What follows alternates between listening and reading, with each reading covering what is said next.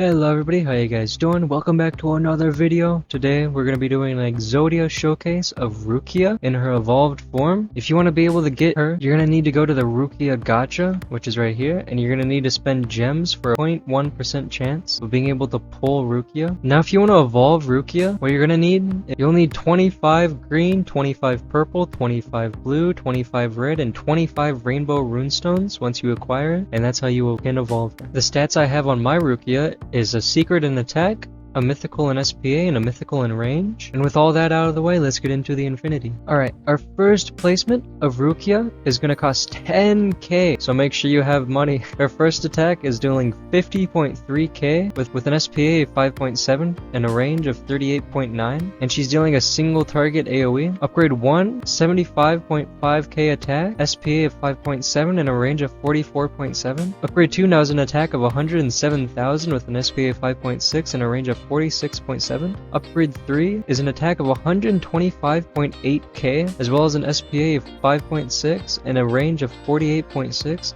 And she unlocks her next move, Giant Ice, which makes an even larger AoE on that single target. Upgrade 4 is 151,000 attack with an SPA of 5.5 and a range of 70. Upgrade 5 is 176.2 thousand attack with an SPA of 5.5 and a range of 70 still. Upgrade 6 now has an attack of 201.3 thousand with an SPA of 5.4 and a range of 72 now. Upgrade 7, 226.5k attack with an SPA of 5.4 and a range of 72. Upgrade 8 now has an attack of 276.8 thousand attack with an SPA of 5.4 and a range of 72. Upgrade 9 now has an attack of 302,000 with an SPA of 5.4 and a range of 72. Upgrade 10 now has an attack of 352.4 thousand with an SPA of 5.4 in a range of 72. It also unlocks her next move, Temperature, on the next upgrade. Upgrade 11 is 553.7 thousand attack with an SPA of 7.8 and a range of 116.7.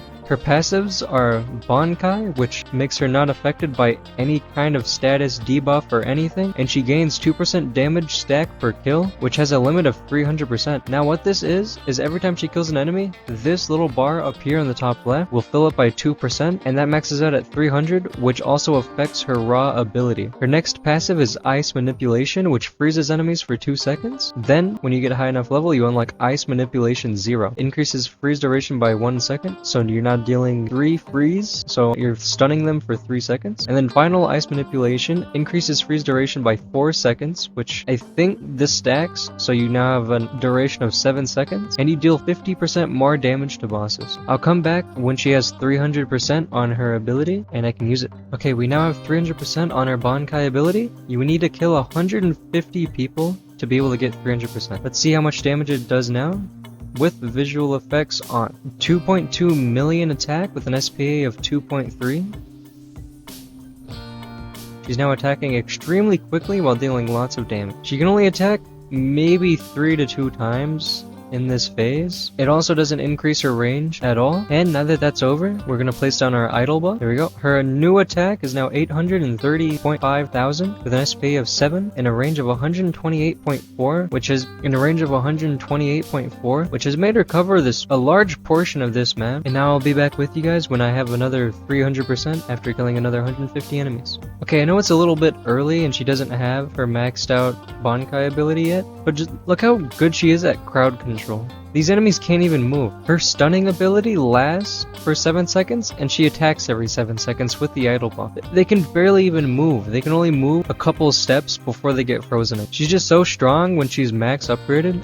Enemies they really can't get past her at all. Even if one had a huge amount of HP, just trying to go through this entire thing without dying to this range, it'd be insanely hard for any enemy to be able to do, especially on top of the fact that you can even place down more enemies to deal even more damage to those enemies that just can't move at all. She's an extremely strong and powerful unit, so make sure you get her, okay? Okay, and another 150 kills later, we now have 300 Bankai percent. Now we'll activate her ability, which she's now dealing 2.5 million attack and an SPA of 1.6 and a range of 128.4 still. And it only lasts for so long, but that amount of damage is absolutely insane, especially if you're able to stack up enemies all the way to like near the end of her circle. You're able to just spam that, but to be able to get to that far, it took me 102 waves, and they can still barely even make it past. They can barely make it past the entrance. It's crazy. And then her Bankai ability recharges so quickly, it's 70 seconds. Although it's not as good as it was